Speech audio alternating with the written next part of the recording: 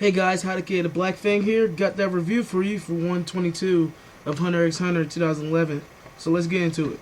Starts off with the King and Netero reaching their battle zone, which is, after being explained by Netero, a place where they test war weapons and other shit like that. I don't know why the hell they do that, but they do. And Miriam asks, Miriam, by the way, is the King's name, asks Netero why he fights, and goes off into like this whole long ass rant about why he was born to take rule of this world, all this other bullshit, what he would do when he conquers the world, how he's going to turn it into a fair place and there'll be no such thing as inequality. Sounds all sweet, right? For a fucking villain. I think this guy's starting to get soft on us. He also talks about how he thinks his power should be used to protect the people that deserve to live. And I think he's talking about Komugi here. Definitely talking about Komugi. So, he thinks Netero deserves to live and tells Netero he'll spare his life if he just offers just not to fight. Netero automatically declines. Everybody knows that he has too much on his shoulders. Cuts to a scene where you see Gon, Pitou, and Poop. Pitou explains the situation to Poop and lets him know everything that's going on. Gon seems to still be, like in his zone, but one thing wavered for some things. She must have said something that really bothered him, and when she finished explaining, Pitou had left. Well, not actually left, because he didn't want Gon to do anything.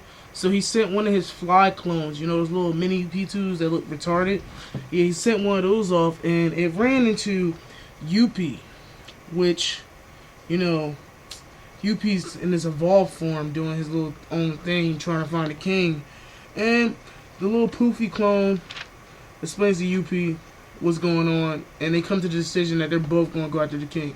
But when they're talking about Pitou for a minute, talking about how she changed and what are they going to do about her. Now, Youpi feels the same way as Pitou feels, because, he just did that with Knuckles, Moro, Melarion, and, ugly little Nav or something. Yeah, Nav's ugly ass, who pops out of nowhere. So, to get that off Poof's mind, he says, come on, let's go after the king. Goes back to the king and Morium, fighting. And, by the way, the king's trying to play off like he really just doesn't want to fight. He just wants to sit down and discuss. You know what I mean? So, Netero's not beat for that. Begins to attack. First blow lands perfectly fine. It was a clean hit. Second blow, not so much. And that kind of caught, Netero off guard to the fact that he even leaped back, like, double the perimeter that, like, in between the two of them. He leaped back, so now it's double.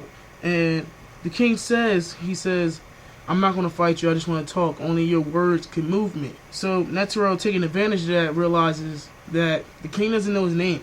We, as the fans, know his name. The king knows his name. Everybody else that was there in that room when the mother of the Chimera Ants died knows the name. But the king doesn't even know his own damn name.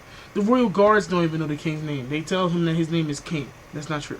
So Netero takes advantage of that, puts a little wager on the match. He says, alright, if you can get me to a mythic feat, I'll tell you your name. That's pretty dope, right? So the king, what does he do? Gets up, gets in his little, old school Vegeta Scouter stance, if you realize. Old school Vegeta Scouter dance. And they're kind of similar, because when they use their Nen, and they move their bodies, it does the whole, little imitation as if there was, 6 little bodies behind them doing the same shit. And claims that he's ready to fight. And that all it takes, he'll do it, to find out his name. But if you didn't realize, the king is claiming that he's the last possible person to know the king's name. You know what I mean? Playing it off as the royal guards could have killed off everybody back at the castle. I mean everybody. Gon wouldn't be here, Killua wouldn't be here, Melioron, Ibaka, Palm's dead. He's just killing off mad heads and saying he's the last one to know. But if you forgot, they're all still alive, and Colt is still alive. Colt is somewhere inside the Hunter organization right now. Sorry for fucking up multiple times, but organization right now. So the king basically just got caught tight, a little, he was forced into fighting, and then it ends right there with them leaping at each other. The king has his funny face on, and Miriam, the king, has he's just looking at you like let's get this over with. And that's the end of the episode. I thought it was a pretty dope episode. for like a small moment. Like, even though they didn't show you that much, I think it got kind of far for like not showing you that much. I think it was a really dope episode, and I'm glad for what I got. That's the end of this review, guys. Don't be afraid to like, comment, subscribe. Remember, more videos will be coming soon. Trust me, I got you. I'm not forgetting about you guys. Like, comment, subscribe again. Hide K is out of here. See you next time.